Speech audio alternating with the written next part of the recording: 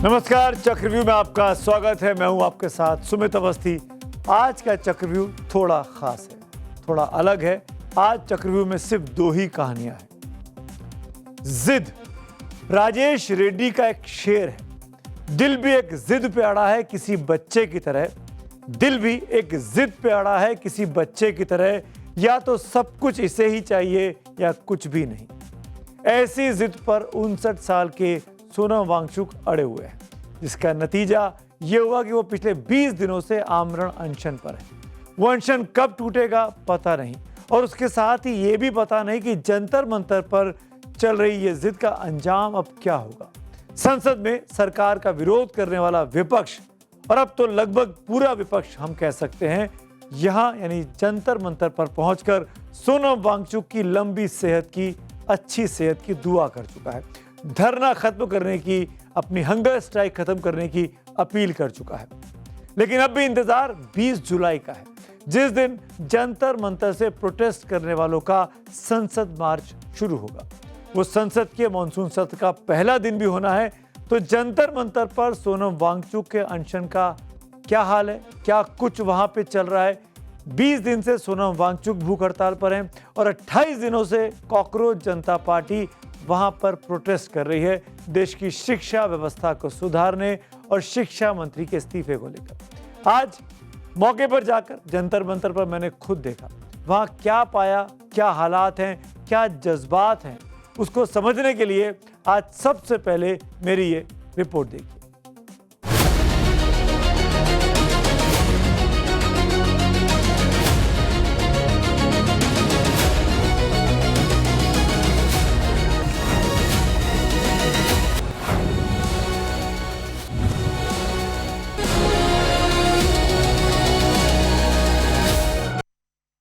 आज जंतर मंतर पर चक्रव्यूह की टीम, टाइम्स नाउ नवभारत की टीम पहुंची है। जंतर मंतर पर पीछे मेरे सोनम वांगचुक जी भूख हड़ताल पर हैं। आपको इन तस्वीरों में नहीं दिखाई देंगे, मंच पर वो लेटे हुए हैं। मंच ऊंचा है, कैमरा नीचे है, लेकिन 20 दिन हो गए हैं, इरादे ऊंचे बने हुए हैं। हालात दिन पर दिन ख़राब हो रही है, तबीयत ख़राब हो रही है, वेट लॉस हो रहा है, बीपी उनका डाउन जाता जा रहा है। अभी भी हौसले कमज़ोर नहीं पड़े हैं। जो मुझे बताया गया उनकी टीम के द्वारा, उनके आसपास जो लोग, उनकी कोर टीम है, वो ये कह रही है कि वो अपनी बात पर बिल्कुल फर्म है, ज़िद पर फर्म है, डिटरमाइंड है कि भाई वो अपना अनशन ऐसे नहीं तोड़ेंगे। 20 तारीख को यहाँ से संसद का कॉल दिया गया है, संसद चलो का, और ये उम्मीद करनी चाहिए कि जब 20 तारीख को संसद चले, यहाँ से छात्र निकलें, सोनम वांगचुक निकले, सीजेपी के बच्चे निकलें, युवा निकलें, उसके बाद उस दिन तक कम से कम ये असर सरकार तक पहुँचे, ये आवाज़ सरकार तक पहुँचे कि आप संसद भवन से मात्र आधे किलोमीटर की दूरी पर हैं और आप पिछले करीब 1 महीने से, क्योंकि सीजेपी का प्रोटेस्ट का आज 28वां दिन है और सोनम वांगचुक की भूख हड़ताल का 20वां दिन है, इसको आप कब तक इग्नोर करेंगे। डिमांड टफ है, धर्मेंद्र प्रधान का इस्तीफा एकमात्र बड़ी डिमांड है। और उसके साथ अब ये लोग कह रहे हैं कि जो बच्चों ने सुसाइड किया है नीट पेपर लीक की वजह से, उनके माँ बाप को मुआवजा मिलना चाहिए, और ये मुआवजा 1 करोड़ रुपए की डिमांड, ये अब सीजेपी के लोग यहाँ से कहना शुरू कर चुके हैं। हम यहाँ घूमेंगे, लोगों से बात करेंगे, जो स्ट्राइक कर रहे हैं, भूख हड़ताल कर रहे हैं बच्चे, उनके भी हाल आपको सुनाऊंगा, और सोनम वांगचुक जी के पास भी चलेंगे और जानेंगे आखिरकार इस समस्या का, पेपर लीक, शिक्षा व्यवस्था, इसका समाधान क्या हो सकता है। आइए चलते हैं।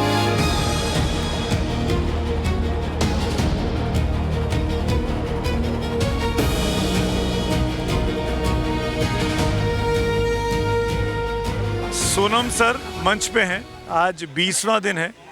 टाइम्स नाउ नवभारत आज जंतर मंतर पर मौजूद है, और सोनम सर के इस प्रोटेस्ट के बीच में जो इस वक्त वो अभिजीत दीपके के साथ आपको मंच पे दिखाई दे रहे हैं यहाँ जंतर मंतर पर, मैं चाहूँगा मेरे साथ कुछ मेहमान भी मौजूद हैं, उनसे भी हम बातचीत करेंगे। नीरज, आप मेरे साथ आइए। तो नीरज का नाम मैंने ले लिया। नीरज एक पुराने पत्रकार साथी हमारे, आजकल सोशल मीडिया पे बड़े एक्टिव हैं और अपने व्यंग करने के लिए, अपनी सटायर के लिए, अपने लेखनी के लिए बड़े मशहूर हैं। स्वागत है आपका नीरज। बहुत धन्यवाद। और मेरे साथ आशुतोष हैं। आशुतोष जी कॉकरोच जनता पार्टी से जुड़े हुए हैं, ऑफिशियली इनके प्रवक्ता हैं पार्टी के, जो पार्टी जो कि रजिस्टर्ड पार्टी नहीं है, केवल एक सोशल मीडिया पे कैंपेन शुरू हुआ।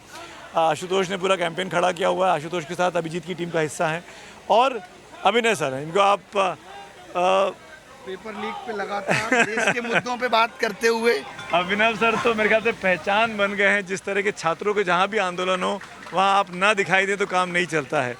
अब बातचीत के सिलसिले को शुरू करता हूँ और सबसे पहले मैं आशुतोष आपसे पूछना चाहता हूँ, क्योंकि आप इस टीम को रिप्रेजेंट यहाँ करते हैं। 20 दिन हो गए हैं आज, क्योंकि मैंने 17वें दिन पे अभिजीत के साथ इंटरव्यू किया था, तब तक कोई उम्मीद नहीं थी, कोई रोशनी नहीं दिखी थी बातचीत की। आज 20वां दिन है, क्या सरकार की तरफ से कोई पहल, कोई चिट्ठी, कोई पाती? नहीं, सरकार की तरफ से कोई रिस्पांस नहीं है। और अगर मैं ईमानदारी से कहूँ तो सरकार से ज़्यादा उम्मीद हम इस देश की जनता से उम्मीद कर रहे हैं कि जिस तरह का समर्थन हमें लगातार मिल रहा है जंतर मंतर पर, सोशल मीडिया पर, देश के अन्य शहरों में, वही उम्मीद हमारे लिए बची है कि इस देश का युवा अब अपने हक की लड़ाई करने खुद सड़कों पे उतरेगा। 20 जुलाई को दिल्ली की सड़कों पर जन सैलाब आएगा और तब शायद सरकार को समझ में आएगा कि कितना भारी रोष है। कितने लोग आ रहे हैं 20 तारीख को? क्या लगा कि आप लोगों ने एक मिस कॉल का नंबर भी दिया? हमने एक मिस कॉल का नंबर जारी किया था। मैंने कल सुबह उसका डेटा लास्ट चेक किया था, 48 घंटे कल सुबह हो गए थे और कल सुबह तक 1.5 लाख मिस कॉल थे। उसमें अटेंडेंस कंफर्म करते हुए कि जंतर मंतर पहुंच रहे हैं। कल हमने एक हंगर स्ट्राइक का भी कॉल दिया था, मास हंगर स्ट्राइक का, तो हमें लगभग 40-50 हज़ार लोगों ने रीच आउट किया कि उन्होंने हंगर स्ट्राइक रखी है, वीडियोस भेजे हैं, फ़ोटोज़ भेजे हैं। तो बहुत बड़ा जो है मूवमेंट होने वाला है, बहुत बड़ी रैली होने वाली है 20 तारीख को। और सरकार को समझना होगा कि जिस तरह से यहाँ के युवाओं में गुस्सा बढ़ रहा है, सोनम जी की तबीयत को लेकर सब लोग चिंतित हैं। सरकार के पास अभी भी 2 दिन हैं, इनको समझना होगा, इस गुस्से को समझिए, धर्मेंद्र प्रधान को बर्खास्त कीजिए, वरना 20 जुलाई को लाखों की संख्या में लोग। फिर उसी मुद्दे पे आता हूँ। मैंने बात अभिजीत से भी पूछी थी और सोनम सर जब आए थे तब उनसे बात हो रही थी। और सवाल ये कि धर्मेंद्र प्रधान के इस्तीफे से क्या नीट का पेपर लीक नहीं होगा?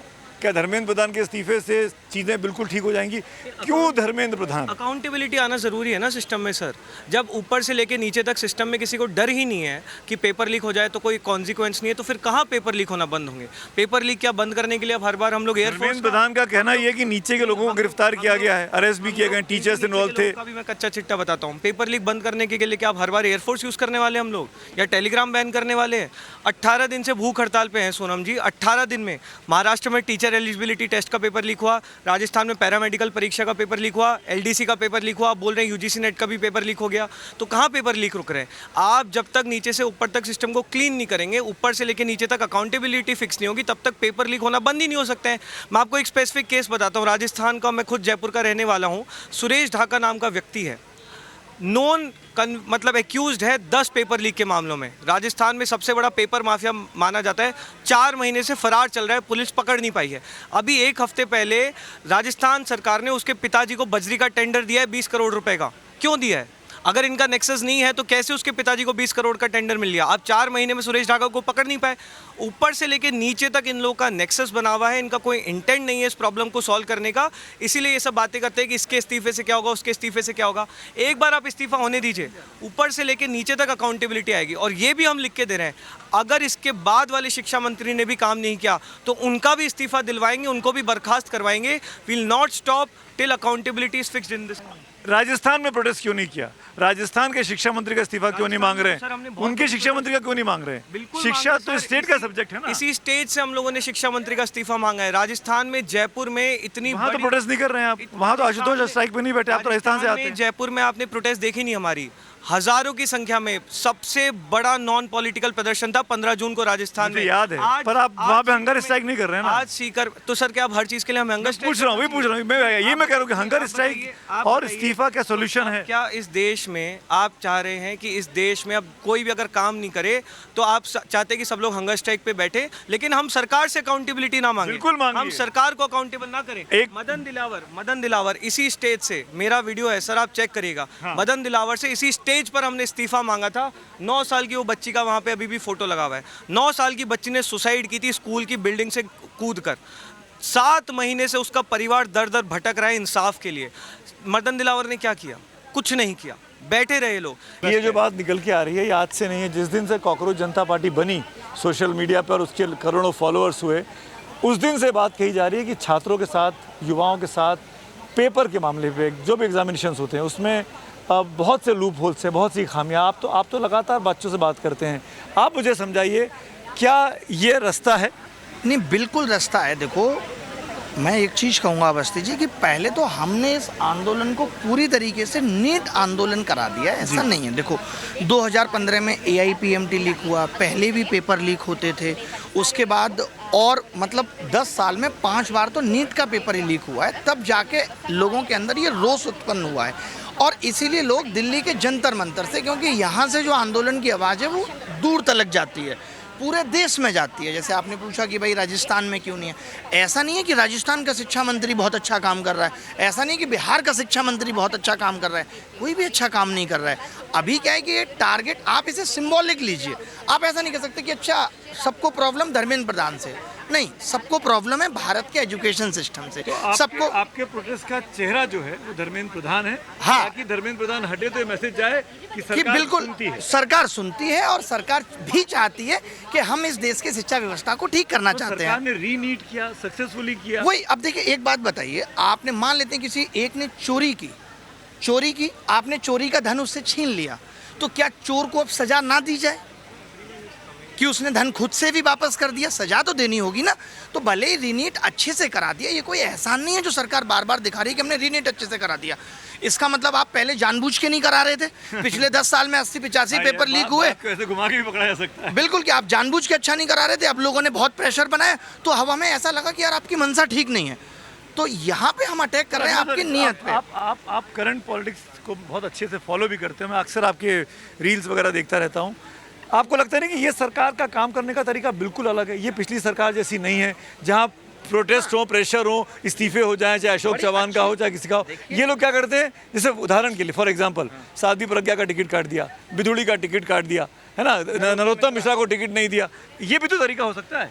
नहीं, देखिए ये आपने बिल्कुल सही बात कही, लेकिन पता है ये टिकट किसका काट रहे हैं? जो इनका गुणगान कम करते हैं, जो अपने आप में दबंग है। ये तो हर पार्टी में है, हर पार्टी में जो टॉप लीडरशिप है वो अपनी पसंद के लोग बिठा देती है। वही तो, आप तो राजनीति बदलने आए थे, फिर आपने बदला क्या? हमें तो उम्मीद आपसे ये थी, जैसे आपने कहा कि ये नए तरीके की राजनीति करते हैं। अगर अलग तरीके की, नए नहीं काम, अलग तरीके की राजनीति अगर अच्छी हो तो सबके लिए अच्छा है, लेकिन अलग तरीके की राजनीति इतने सारे लोगों के अंदर दुख दर्द पैदा कर रही है तो भाड़ में जाए ऐसी अलग तरीके की राजनीति। अलग का मतलब क्या है? अलग अच्छे के सेंस में होना चाहिए। नीरज ये समझाइए मुझे, क्या आपको लगता है कि वाकई में रिजिडनेस है, वाकई में ज़बरदस्ती है कि हमको ज़बरन आप इस्तीफा देने को कहोगे तो हम इस्तीफा नहीं लेंगे? देखिए सुमित जी, आप न्यूज़ चैनल में हैं, ठीक है। आपके न्यूज़ चैनल में अगर कोई नया एंकर आता है, वो प्राइम टाइम शो करता है, 1 महीने वो शो करता है, TRP नहीं आती, तो क्या उसके बाद वो प्राइम टाइम शो करेगा? नहीं करेगा। जो भी आदमी जिस पद पर, उसकी जिम्मेदारी है परफॉर्म करने की। पिछले 10 साल में 80 पेपर लीक हुए हैं, तकरीबन इससे 4 करोड़ स्टूडेंट प्रभावित हुए हैं। अभी नीट यूजी में 22 लाख बच्चे प्रभावित हुए, 22 बच्चों ने वहाँ पर सुसाइड कर लिया। आपकी गाड़ी से अगर किसी को टक्कर हो जाए तो आपके अंदर गिल्ट आता है कि यार मेरे से क्या हो गया, भले आपकी गलती थी या नहीं। यहाँ पर एक शिक्षा मंत्री के रहते 22 बच्चे सुसाइड कर रहे हैं। गलती मानी है अपनी, नीरज, ये तो आप मानोगे, उन्होंने इंटरव्यूज जो दिए माना कि गलती हुई उनसे। अच्छा, गलती मानने से कुछ नहीं होता ना। आप मैं आपको क्रिकेट का एग्जांपल देता हूँ। वैभव सूर्यवंशी ने IPL में 700 रन बनाए, उनसे ज़्यादा रन किसी ने बनाए। सिर्फ 3 इनिंग में वो नहीं चले, आपने निकाल दिया ना। संजू सैमसन ने आपको वर्ल्ड कप जिताया, 3 नॉकआउट मैच में चले, लेकिन वैभव सूर्यवंशी आए और वो 2 इनिंग में नहीं चले, आपने उनको निकाल दिया। आप परफॉर्म नहीं करेंगे तो निकाल दिए जाएंगे। वैभव सूर्यवंशी आकर कह दें कि मैं गलती मानता हूँ, मैं 3 इनिंग में नहीं चला, मुझे फिर से मौका दिया। दुनिया कैसे चलती है? क्या दुनिया ऐसे चलती है? ऐसे नहीं चलती। आपको परफॉर्म करना था, आपने परफॉर्म नहीं किया, परफॉर्म नहीं कर पा रहे हैं तो सिर्फ ये कह देना कि मैंने गलती मान ली है या उसकी गलती होगी। जिम्मेदारी, दुनिया ऐसे थोड़ा चलती है, ऐसी चीज़ें थोड़ा होती है। आपको परफॉर्म नहीं कर पाए तो आपको पीछे हटना पड़ेगा। अब मुझे एक बात बताइए, आपसे पूछता हूँ मैं, उसके बाद आशुतोष के पास आऊँगा। कंप्यूटर बेस्ड एग्जाम कराने से नीट का क्या परिस्थितियाँ, हालात बदल सकते हैं, सिचुएशन आसान? मैंने पहले भी इस चीज़ पे कहा है कि कंप्यूटर बेस्ड एग्जाम में पेपर लीक बड़े लेवल पे नहीं होता। This is the difference. अच्छा। वहाँ भी पेपर लीक होता है और मैक्सिमम एग्जाम CBT यहीं, चाहे आप IIT JEE का देख लीजिए, वहाँ भी ऐसा हो रहा है कि सिस्टम हैक हो जा रहे हैं। ये इंफ्रास्ट्रक्चर नहीं बना पाए। इन्होंने खुद बोला कि हम कॉमन एंट्रेंस टेस्ट कराएंगे, केवल एक ही पेपर होगा और हर डिस्ट्रिक्ट में अपना सेंटर बनाएंगे। इनको भी मालूम था कि अपना सेंटर जब तक नहीं बनेगा तब तक नकल नहीं रोकी जा सकती। और उससे इन्होंने ये भी कहा कि हम 600 करोड़ साल का बचाएंगे इससे, लेकिन इन्होंने नहीं किया। आज 8 सालों में 4800 करोड़ देश का लॉस किया है। और ये जो पेपर लीक है, जिसमें हम देख लेते हैं, इन्होंने जैसे बात की कि 4 करोड़ आस्पिरेंट प्रभावित हैं, ऐसा नहीं है। 4 करोड़ आस्पिरेंट और फिर उनका परिवार, 12 करोड़ तो ये हो गए। उसके बाद जो ये सेवा देंगे, नकली डॉक्टर नकली सेवा देगा, नकली इंजीनियर नकली पुल बनाएगा, नकली बीएसएफ देश की नेशनल सिक्योरिटी पे खतरा पैदा कर देगा। आप उतना लंबा क्यों नहीं सोच पा रहे? अब ये प्रोटेस्ट हो रहा है, इस प्रोटेस्ट का कोर क्या है? Paper leak. आपका भी फर्ज है कि आप पेपर लीक पे बात दें। हो सकता है 2-4 लड़के यहाँ पे अलूल जुलूल बातें करेंगे, हो सकता है 2-4 लोग मंच पे आके भी अलूल जुलूल बातें करेंगे। क्या हम उसी चीज को पकड़ के ये कह दें और नकार दें इस आंदोलन को? ये गलत है। आज आप देख रहे हैं जिस तरीके का नैरेटिव चल रहा है कि कुछ लोगों ने आकर के भगवान राम पे टिप्पणी कर दी, कुछ लोगों ने आकर के बात करते कुछ लोगों ने हिंदू धर्म पे टिप्पणी कर दी। तो इस टिप्पणी से हम आंदोलन को निराधार बता दें, आंदोलन को कह दें कि किसी काम का नहीं है, ये सब बड़ा गलत हो रहा है देश के अंदर। आप कुछ बोलना चाहते हैं? 2 पॉइंट है सुनील जी, बहुत इंपॉर्टेंट है जनाब। पहले कुछ लोग जो सोनम वांगचुक जी की उनकी भी नीयत पर शक करते हैं कि इनके कुछ जो है राजनीतिक महत्वाकांक्षाएं हैं। मेरा बड़ा सीधा सवाल है, लद्दाख में अभी टेम्परेचर क्या है? 18 डिग्री। पूरा नॉर्थ इंडिया लद्दाख घूमने जाता है क्योंकि मौसम अच्छा है।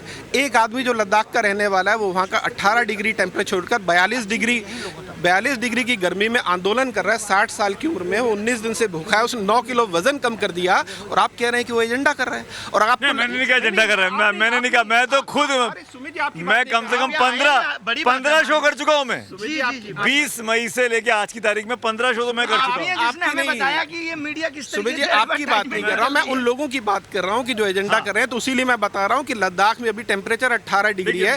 एक आदमी 18 डिग्री का टेम्परेचर छोड़कर यहाँ 42 डिग्री में आंदोलन कर रहा है, 19 दिन से भूखा है, 9 किलो उसका वजन कम हो गया और आप कह रहे हैं कि वो एजेंडा कर रहा है।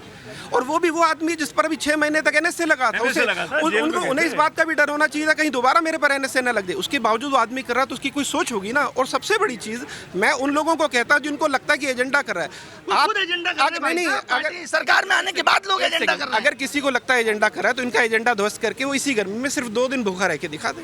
मैं तो ये कहना चाहूंगा, इनफैक्ट एक और चीज जो बड़ी इंपॉर्टेंट है समझनी, जो मुझे लग रहा है पूरे देश के लिए समझनी उस मायने में बहुत जरूरी है कि कुछ लोग कह रहे हैं कि ब्लैकमेलिंग है। मेरा बड़ा और सरकार ब्लैकमेलिंग के आगे नहीं झुकेगी। मैं कहता हूं कि किसान बिल के वक्त क्या हुआ था, सरकार को लगता था ना किसान बिल बहुत इंपॉर्टेंट है, लेकिन जब किसान सड़कों पर आए, उन्होंने हिंसा की, ट्रैक्टर चलाया, तो आप उनके आगे झुके। तो इसका मतलब आप क्या संदेश दे रहे हैं कि जब तक आप हिंसा नहीं करोगे आपके आगे नहीं झुकेंगे हम? यही आप संदेश दे रहे हैं ना। ये गांधी का देश है, गांधी जी ने 15 बार आमरण अनशन किया था आजादी के लिए। तो क्या ये बात जो नीरज कह रहा है आशुतोष, क्या ये गांधी के देश की बजाय भगत सिंह बनाने की बातें कर रहे हैं कि आप बम फोड़िए, आप हंगामा करिए, आप शोर शराबा करिए? नहीं, मैं ये पूछना चाह रहा हूँ कि तब क्या कानों पे जू रहेंगे? सर ये तो आप बोल रहे हैं, वहाँ पे तो गांधी और अंबेडकर का पोर्ट्रेट लगा हुआ है। हमने पूरे समय आप शांतिपूर्ण तरीके से प्रोटेस्ट कर रहे हैं, इसलिए आपकी बात नहीं सुन रहे हैं। 28 दिन से शांतिपूर्वक जंतर मंतर पर बैठे हैं, यहीं पानी पी रहे हैं, खा रहे हैं, सो रहे हैं। हमने अब तक कुछ भी यहाँ पे ऐसा नहीं किया जो इस देश के लॉ एंड ऑर्डर या सिक्योरिटी के लिए प्रॉब्लम हो। हमसे ज़्यादा शांतिपूर्वक आंदोलन तो हमें पता ही नहीं कि आज तक कितना हुआ है। कि इतना इसीलिए सरकार नहीं सुन रही है कि बहुत शांतिपूर्ण है? सर आप पूछिए सरकार से कि आपको इसलिए वो सरकार तो बोल ही नहीं रही है। सरकार तो बोल ही नहीं रही है ना, वो तो बाहर घूम रहे हैं आराम से, वो तो बाहर घूम रहे हैं। वो तो आप उनसे पूछे कि आप सुन क्यों नहीं रहे? आपको लगता है नहीं इस मंच का अब राजनीतिक तौर पर इस्तेमाल होने लगा है? पहले आप लोग अकेले प्रोटेस्ट कर रहे थे, ए पॉलिटिकल बोल रहे थे, फिर अब आपको चाहिए राहुल गांधी भी आए, अखिलेश यादव भी आए, इस तरह की बातें की जा रही है। नेता मैं जवाब देना चाहूंगा यार, राजनीतिक इस्तेमाल। अब मान लेते हैं आम आदमी पार्टी वाले झाड़ू लेके आ रहे हैं, अपना बैनर पोस्टर लगा रहे हैं, तो चलिए मान लें राजनीतिक इस्तेमाल है। राहुल गांधी आ रहे हैं, हाथ का पंजा दिखा रहे हैं, तो राजनीतिक इस्तेमाल है। अगर कोई एक मंच है और जहाँ पे लोग हैं, आज ऐसा नहीं है, आप भी इस बात को मानेंगे कि ये मंच भी तब बड़ा हुआ जब यहाँ बहुत सारे टीचर्स आए, जब यहाँ विपक्ष के नेता आए। तो अब ये हर आंदोलन की मजबूरी बन जाती है कि उसको एक्सपोजर कैसे मिले, वरना कोई नहीं पूछेगा। तो इसमें कुछ भी गलत नहीं है। ये सवाल जो इल्जाम लग रहा है, अभिजीत दीपके का एक पास्ट है, अभिजीत दीपके आम आदमी पार्टी के साथ जुड़े रहे। कमाल का सवाल सुनिए ना, पूछते हो आप, बिल्कुल फॉर एग्जाम्पल ये जवाब सुनेंगे आपको मजा आएगा। विजेता आ गया हमारे साथ, विजेता ध्रुव राठी के लिए रिसर्च करते थे। ये इल्जाम लग रहे हैं, ये कहा जा रहा है कि आप तो शुरू से एंटी एस्टेब्लिशमेंट रहे, आपको तो जरूरत है विपक्ष की, क्योंकि आप अपने दम पे भीड़ इकट्ठी नहीं कर पाए। सोशल मीडिया पे 2 करोड़ लाना आसान है, सड़क पर 2000 लाना मुश्किल है, इसीलिए आपको विपक्ष चाहिए। सर मैं बार बार कहता हूँ कि हमने एक बहुत एब्सर्डिटी के टाइम्स में आ गए हैं, जब क्योंकि बार बार कुछ गलत बोला जाता है ना, वही दिमाग में बैठ जाता है। जैसे आपने कहा आप पे इल्ज़ाम है कि आप ध्रुव राठी के लिए लिखते हैं, मतलब ये इल्ज़ाम कैसे है?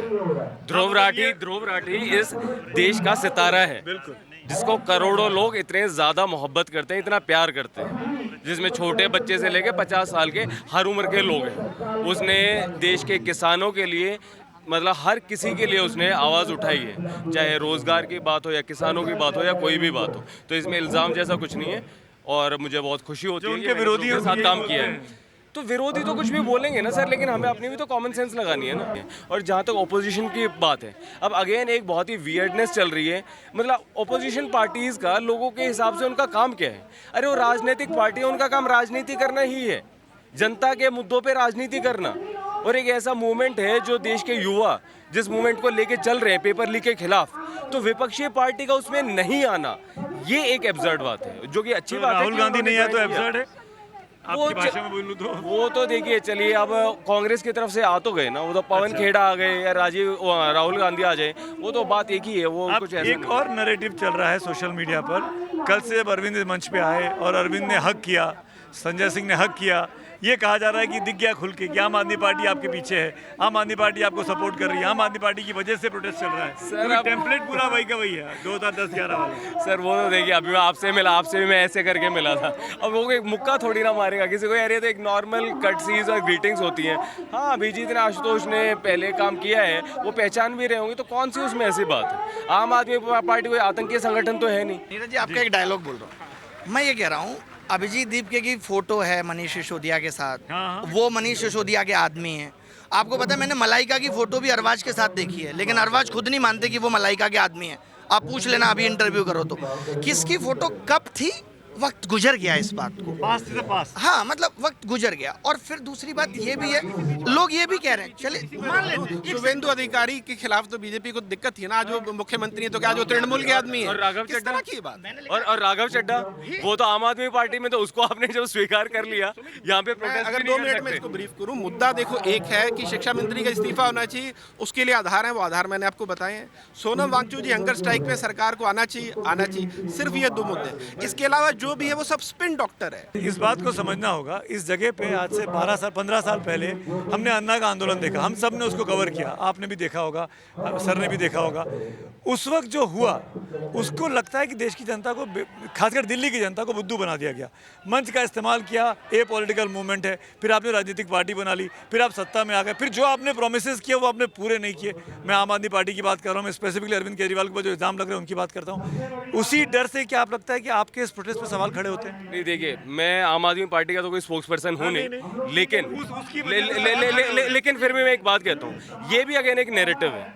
कोई भी एक मूवमेंट हुआ, ठीक है, मान लिया कि उसमें लोकपाल की बात हुई थी, लोकपाल वाला वो नहीं हुआ, उसमें जो कि केंद्र सरकार है उसका भी, मतलब दोनों का ही उसमें रोल था, ठीक है। लेकिन आप ये देखो कि एक नई पॉलिटिकल पार्टी तो आई, वरना कुछ ही पार्टीज का एक छत्र राज रहे, तो ये तो ठीक नहीं होगा। नई पॉलिटिकल पार्टी का मंच ही है सर, आना होगा, आ जाएंगे। आप कोई ये पाप कॉकरोच नहीं है। जनता पार्टी रजिस्टर्ड होगी क्या? अभी तक मैंने ये कहा है कि अभी हम ज़्यादा पॉसिबिलिटीज़ देख रहे हैं इसको एक जन आंदोलन के रूप में, लेकिन हर बार मैंने ये कहा है कि इस तरीके से बात करना बंद कर दो कि ये तो आ जाएंगे, आना होगा, बिल्कुल आ जाएंगे। मैं अभिजीत को नहीं रोकूंगा, किसी को नहीं रोकूंगा, और युवाओं को आना चाहिए राजनीति में। आप कहते रहते हो कीचड़ है राजनीति, तुम क्यों बैठे हो भाई, फिर छोड़ के निकल जाओ, इतना ही कीचड़ है तो। आजादी के आंदोलन के बाद गांधी जी को छोड़ के सबने राजनीतिक पद लिए।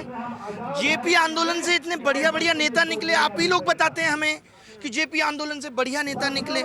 अरविंद अन्ना आंदोलन से नेता निकले। अन्ना का क्या था कि भाई अगर पार्टी बनाई और केंद्र में आ जाती तो हो सकता है लोकपाल आ जाता, लेकिन उस आंदोलन की बदौलत ही कांग्रेस गई और बीजेपी आई, तो लोकपाल बनाने की जिम्मेदारी बीजेपी की ज्यादा थी, उन्होंने नहीं बनाई। और अगर अरविंद केजरीवाल ने धोखा दिया, अरविंद केजरीवाल ने प्रॉमिस किया कि सादा जीवन जीऊंगा, एसी में नहीं रहूंगा, चप्पल पहनूंगा, उन पे शीश महल में रहने के इल्जाम लग गए। उनकी सरकार, मैं ये कह रहा हूँ कि वो जो रेखा उन्होंने खींची थी, उस रेखा में वही खुद ही फंस गए। यार आप ये देखो, ये जितनी भी 21 राज्यों में सरकार है, 21 राज्यों में ये इतने बड़े बड़े वादे करते हैं और उसमें से 10% भी नहीं पूरे हो पाते। और अरविंद केजरीवाल ने पर्सनल कोई ये कहा था कि मैं ऐसा नहीं करूंगा, और ऐसा करना पड़ गया। इसका जवाब शायद अरविंद केजरीवाल दे भी पाएंगे कि भाई ऐसा क्यों कहा, लेकिन ये नहीं कह सकते कि अरविंद केजरीवाल की राजनीति पूरी गंदी नहीं थी। तो उसकी वजह से इसलिए सवाल खड़े करने वाले कौन है ये भी तो देखेंगे। अरविंद केजरीवाल ने स्कूल तो बनाए, मोहल्ला क्लिनिक भी बनाए थे, तो कुछ तो काम किए हैं। अभी इसीलिए पंजाब में भी सरकार है, वहाँ पे ड्रग्स पे रोक लगा रहे हैं। तो ये कहना कि किसी को ये धोखेबाज है, ये धोखेबाज है, तो ऐसा हो गया कि बीजेपी तो इतनी ऐसा दूर से धुली हुई विजेता, है। मुझे आपकी बातों से लग रहा है कि आप आम आदमी पार्टी को लेके सॉफ्ट हो और कांग्रेस को लेके हार्ड। नहीं नहीं, देखो जो उन्होंने कहा, नहीं नहीं ऐसा बिल्कुल भी नहीं है, नहीं नहीं ऐसा बिल्कुल भी नहीं है। आप मेरे प्रोफाइल पे देखोगे, मैंने सबकी क्रिटिसिज्म की है। 11 लाख के पर्दे उन्होंने लगवाए, बिल्कुल मैं गलत कहता हूँ, लेकिन मैं इस एटीट्यूड के खिलाफ हूँ कि आप खुद को होलियर देन दाऊ कर दो और बाकी अरे यार ये क्यों आ गया, ये क्यों आ गया, इसने धोखा दे दिया, इस टाइप का एटीट्यूड गलत है। ज्यादा पार्टीज होनी चाहिए डेमोक्रेसी। संसद का सत्र शुरू हो रहा है, एक बेसिक मिनिमम क्या चाहिए ताकि सोनम सर का फास्ट टूट सके? सरकार से क्या एश्योरेंस चाहिए? हम बातचीत करने को तैयार हैं, हम सोनम सर के साथ बैठने को तैयार हैं, अभिजीत दीपके को बुलाने को तैयार हैं। क्या इससे एश्योरेंस मिलता है आप लोगों को कि कम से कम ये हंगर स्ट्राइक खत्म हो? अभी तो वो कुछ सुन ही नहीं रहे, एटलीस्ट डायलॉग तो स्टार्ट करें। एक उम्मीद की किरण दीजिए ना, एक उम्मीद की किरण दीजिए ना। एक मिडवे मार्क क्या हो सकता है? मैं बार-बार 20वां दिन है उनकी स्ट्राइक का, 60 इयर्स ओल्ड। सर आप मिड मार्क कह रहे हो, मैं तो कह रहा हूँ स्टार्ट तो करें, उन्होंने तो स्टार्ट ही नहीं किए, वो तो प्रॉब्लम एक्नॉलेज नहीं कर रहे। 20 तारीख का अभी का प्लान क्या है आपका संसद चलने का? क्या अपोजिशन के नेता यहाँ आएंगे? क्या आप सब एक साथ मार्च करेंगे? क्या सोनम सर वहाँ जा पाएंगे उनकी तबीयत को देखते हुए? सर पॉलिटिकल पार्टीज आएंगी, अच्छी बात है, लेकिन उनके उसमें जो देश की आवाम है उनको हमें डिमिनिश नहीं करना चाहिए। तो पॉलिटिकल पार्टीज भी आ रही हैं, अच्छी बात है, ये जन आंदोलन है, देश भर से लोग यहाँ पे आएंगे। दिल्ली पुलिस परमिशन देगी? हाँ? दिल्ली पुलिस परमिशन देगी संसद सर तक जाने दिल्ली पुलिस जो है वो हम लोगों के लिए, नागरिकों के लिए है। ये हमारे दिमाग में बैठ गया कि पुलिस का काम तो है बस डंडे बरसाना, ऐसा नहीं है।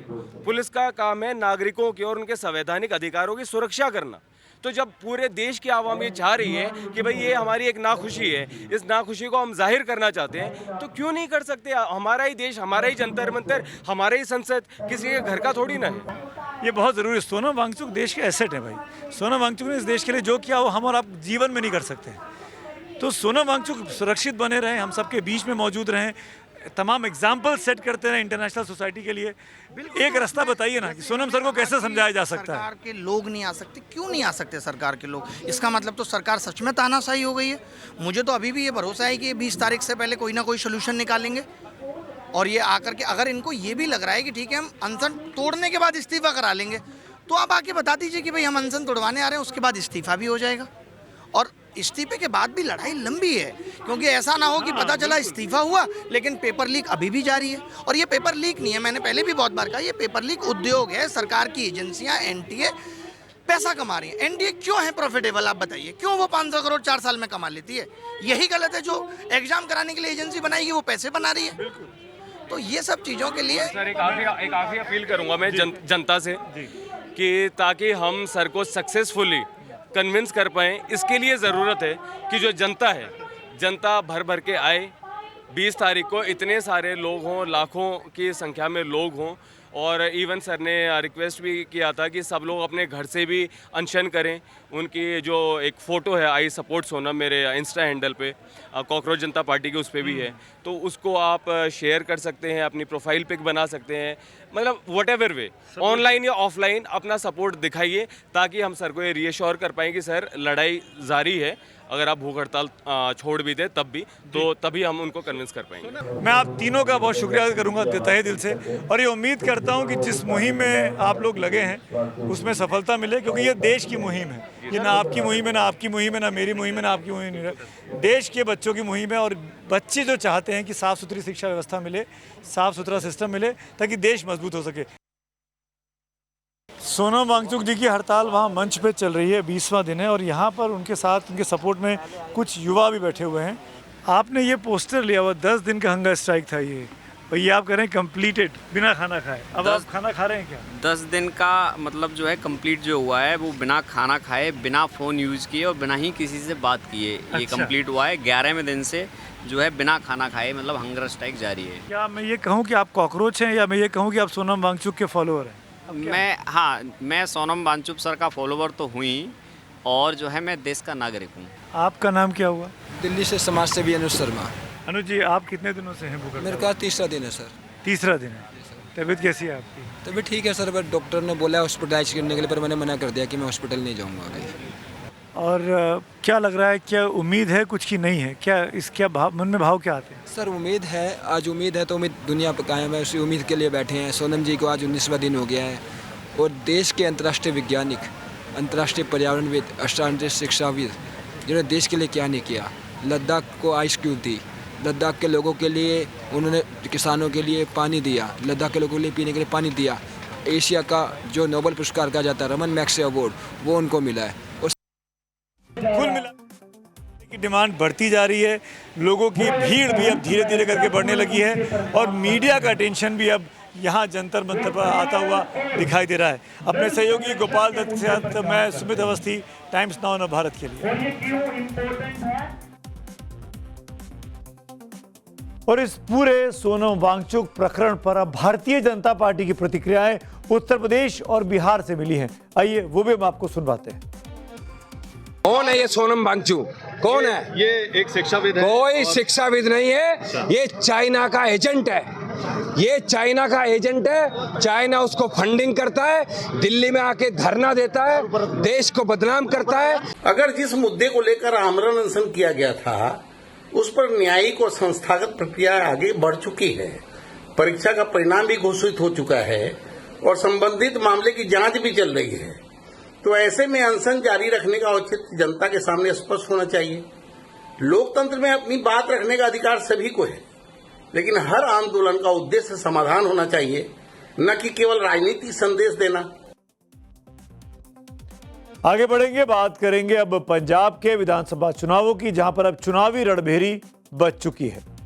प्रधानमंत्री नरेंद्र मोदी ने आज जालंधर से मिशन 2027 का बिगुल फूंक दिया। उन्होंने जालंधर पहुंचकर न सिर्फ हजारों करोड़ की परियोजनाओं की घोषणा की, बल्कि पंजाब के दोआब क्षेत्र की राजनीति को एक नई धार भी दी। बीजेपी इस बार अपने पूरे दमखम के साथ पंजाब के सियासी मैदान को फतेह करने का मन बनाई हुई है। आपको बताऊं, दोआब एक दलित बहुल इलाका है और कांग्रेस के दलित सिख मुख्यमंत्री रहे चरणजीत सिंह चन्नी इसी इलाके से आते हैं। चन्नी पर कांग्रेस चक्कर घिन्नी इन दिनों बनी हुई है।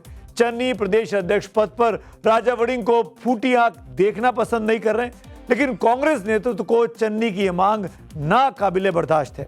इसीलिए राहुल गांधी ने चन्नी से मिलने तक से इनकार कर दिया। इससे लगता है कि पिछली बार की तरह इस बार भी तनातनी से कांग्रेस ने कुछ भी सीखा नहीं है। अब अगर बात सत्ताधारी आम आदमी पार्टी की करें तो उनके सामने दोहरी चुनौती है।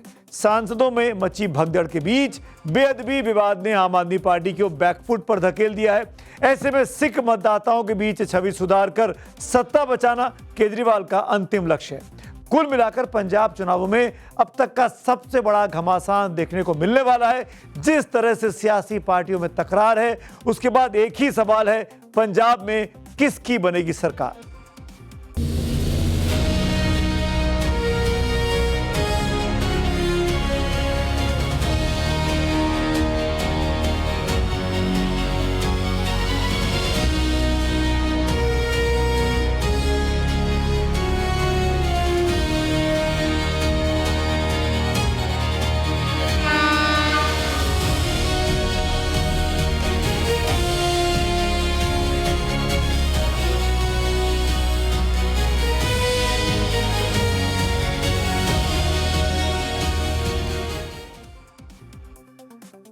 पंजाब में चुनावी सरगर्मियों के बीच आज प्रधानमंत्री मोदी जालंधर पहुंचे। पीएम मोदी पहुंचे तो थे यहां पर पंजाब को विकास के तमाम उपहार देने के लिए, घोषणाएं करने के लिए, लेकिन हर बार की तरह जनता की भीड़ देखकर यही लग रहा था जैसे कोई चुनावी रैली हो। पीएम मोदी ने भी जनता को निराश नहीं किया। उनकी यही खूबी भी है कि वो जहां पहुंचते हैं उसी रंग में रंग जाते हैं। पीएम मोदी ने अपने भाषण की शुरुआत तो पंजाबी से की। हरी पगड़ी पहनकर यह भी जता दिया कि वो पंजाब से कितना कनेक्ट करते हैं और खास तौर पर हरे रंग की पगड़ी पहनी, वो हरा रंग जो पंजाब के किसानों का फेवरेट रंग है। पीएम मोदी आज 3 राज्यों के दौरे पर थे। हरियाणा के जींद और चंडीगढ़ के बाद वो जालंधर पहुंचे थे। यहां उन्होंने 5,470 करोड़ रुपए के प्रोजेक्ट्स का शिलान्यास और उद्घाटन किया।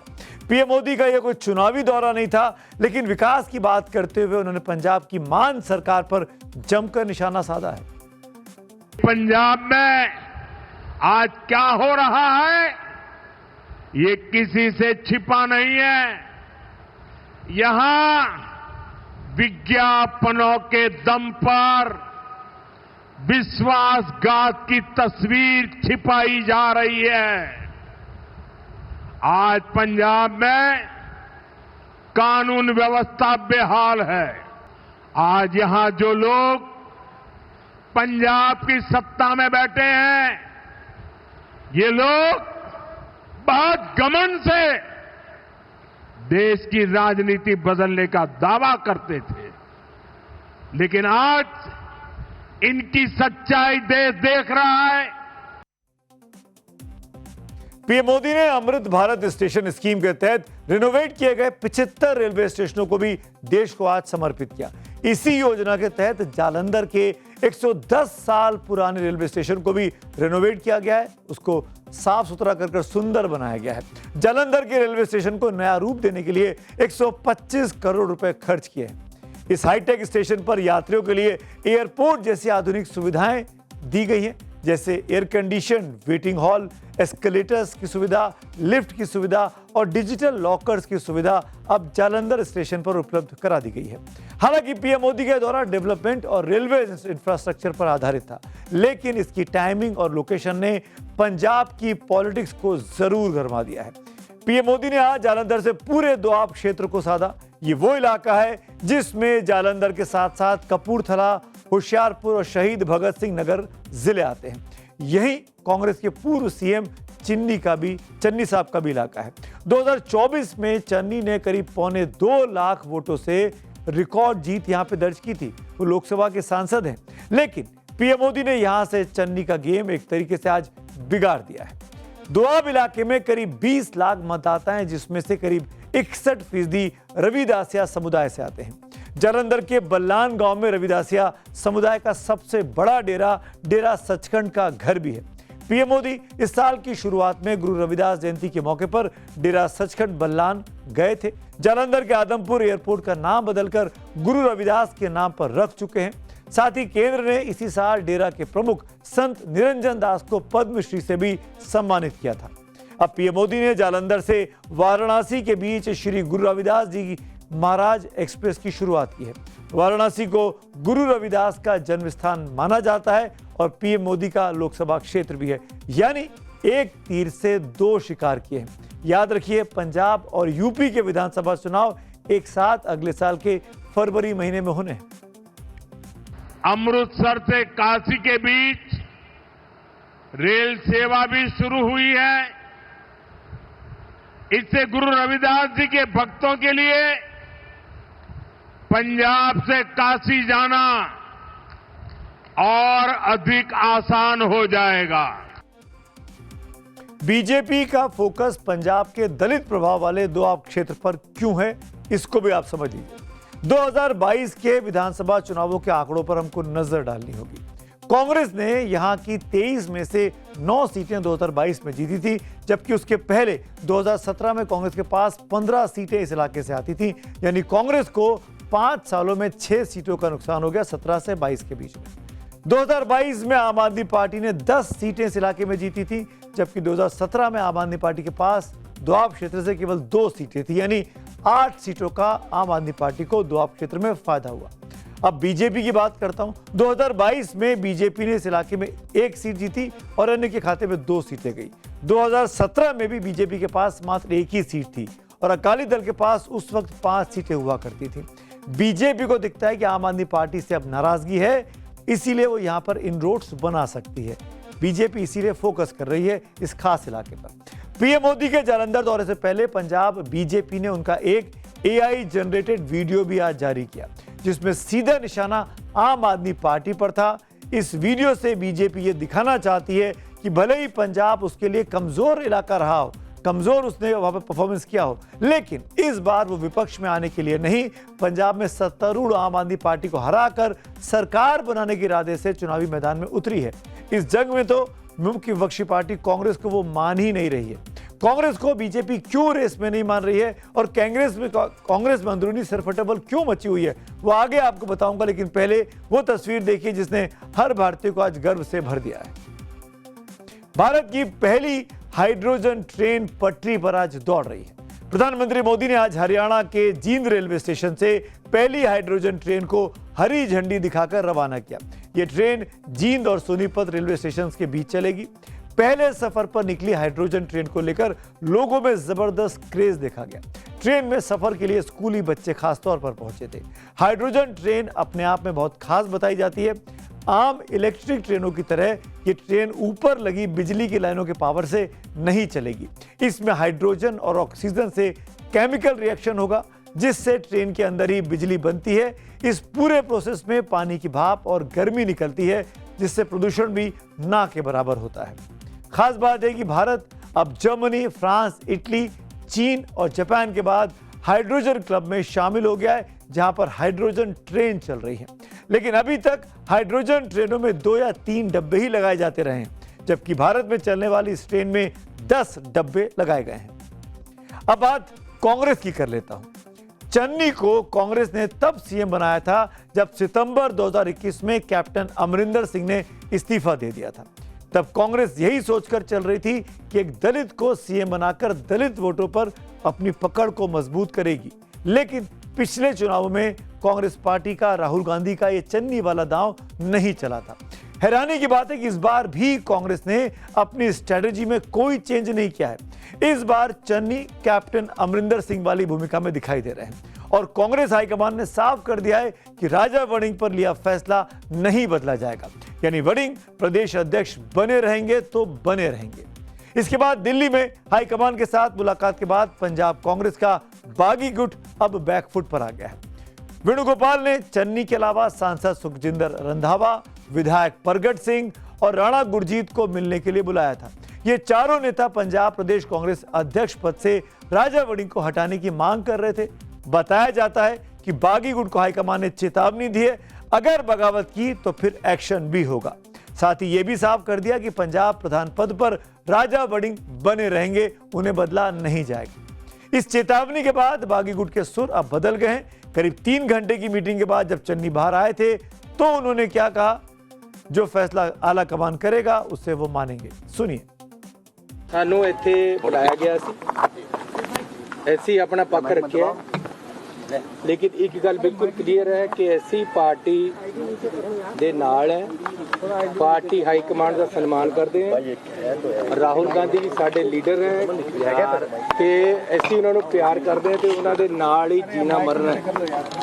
खड़गे साहब पार्टी के प्रधान है, हर तरीके दे नाल साडे सारे वर्कर लीडर पार्टी दे नाल खड़े हैं, पार्टी दे नाल खड़े रहणगे।